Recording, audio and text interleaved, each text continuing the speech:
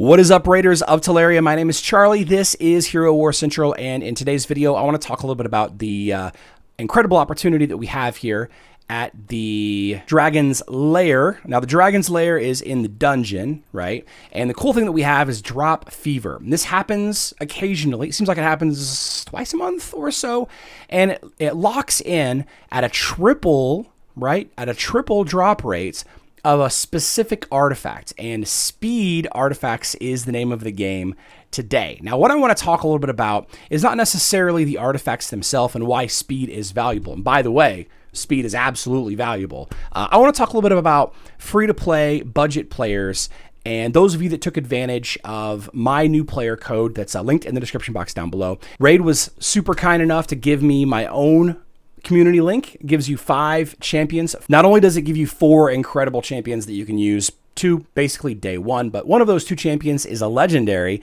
and you can choose between the Supreme Gallic or Alice or maybe even Sun Wukong. I personally like the Supreme Gallic the most. Legendary Void champion, incredible attacker, huge fan.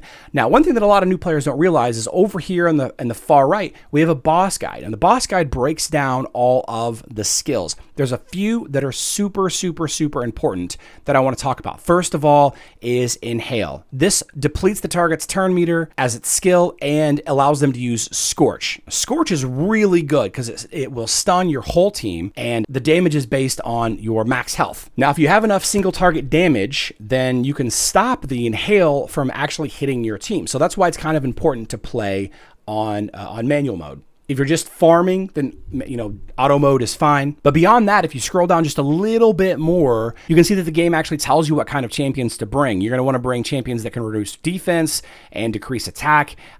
He's immune to decrease speed, as it says right here. So, those kinds of debuffs won't really work too well. But when he rears up like this, when the dragon rears up like this, that's when you have to do enough damage. That little purple gauge right there, you have to do enough damage to clear that. Otherwise, he will hit you with that Scorch ability, which is bad. It's bad news. So you want to have you want to save your big single target hits for that specific phase. Okay, so keep that in mind. Now, with all that being said, I want to take a look at some opportunities that we've got here. So, as a brand new player, free to play, or maybe a budget player, you've got the Supreme Gallic, you've got Uugo, and you've got Tagoar. Now, looking at the champions that you have available to you from the campaign that are absolutely free, all you have to do is just farm them. There are a couple of decent opportunities, and it really is going to depend on how deep you get. And obviously, there's going to be better champions to use versus the Red Dragon at the very high levels than the ones you can farm from the campaign. But there are some little hidden nuggets in here that might be super beneficial. Take the Stalker champion, for example. This guy comes in at 2 stars. You can easily farm him up to a 3 or a 4 star champion. Has the ability to place a 25% decrease attack, and it does a little bit of bonus damage as you rank up the skill. So really good at that single target, trying to get rid of that Inhale gap, that purple health there. Not a bad champion to use. A little self-healing can't hurt at all. Flinger is another really good free-to-play or a budget champion. This guy has an ascended skill that makes it so his attack is always a critical hit.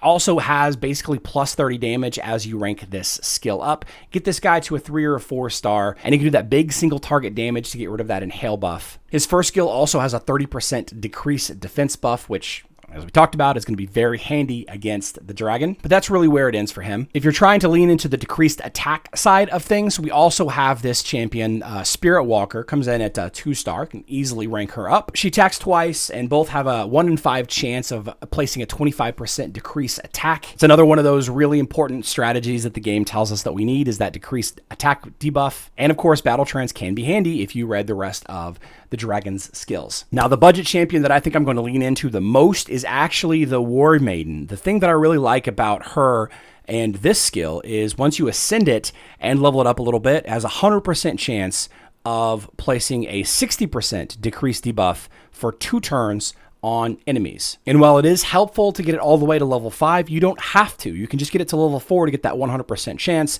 Level 3 is still an 85% chance, so that's still pretty good. This can come in clutch exactly when you need it. Fully leveled up, this is happening every 3 turns. If the fight with the dragon goes that long, then you're going to take advantage of this a ton. The extra skills that War Maiden has, the attacks one enemy, putting a poison on there is good. Poison damage over time, always great. But the icing on the cake is is using this Opportunity Strike ability, and then the next turn using Crumbling Blast here, using this to boost the damage output of this ability and increasing the defense, or the other way around, actually. Both of them can not only do the decreased defense buff for 60%, but also hopefully do enough damage to clear that little purple void section that you have whenever you're fighting the dragon. So those are the three kind of champions that I would recommend you get as a budget player out of the campaign. Of course, once you rank up into Hard, Brutal, and Nightmare, there are more champion options, and there are a few other champions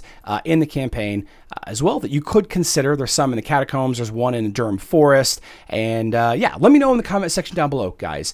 Who do you like to use for your budget team against the fire dragon in the dragon's lair? This is something that everybody should be leveling up for every single dungeon boss. The Fire Knight's Castle, the Sand Devil's Necropolis, the Shogun's Grove, the Spirit Den, the Ice Golem. You should have champions that are good for all of these locations because they all have an opportunity for you. You might be farming void potions or magic potions or, you know, specifically items during a drop fever event, but it's just going to be good to have. So I would love to hear some ideas for other budget heroes that everybody has access to without getting lucky, getting them out of shards. Yeah. I'm going to give you 5 great champions, but that's only going to take you so far. I love you all.